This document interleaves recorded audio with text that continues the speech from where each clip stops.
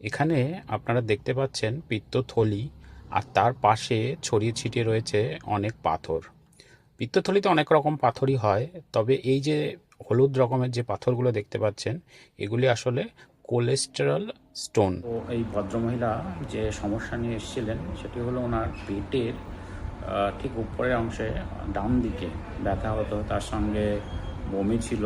আমরা প্রাথমিক পরীক্ষা করে মনে করি যে এটা হয়তো গলব্লাডারে পাথর হতে পারে এবং ইউএসজির মাধ্যমে সেটাকে কনফার্ম করা হয়। তারপরে আমরা অপারেশনের সিদ্ধান্ত নিই।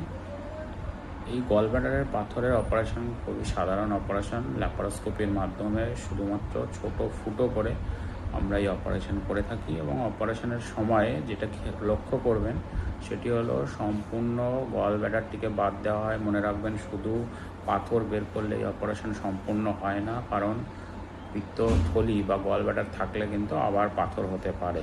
তাই ল্যাপারোস্কোপির মাধ্যমে আমরা সম্পূর্ণ পাথর বের করি এবং তার সঙ্গে গলব্লাডারটিকেও বাদ দেওয়া হয়।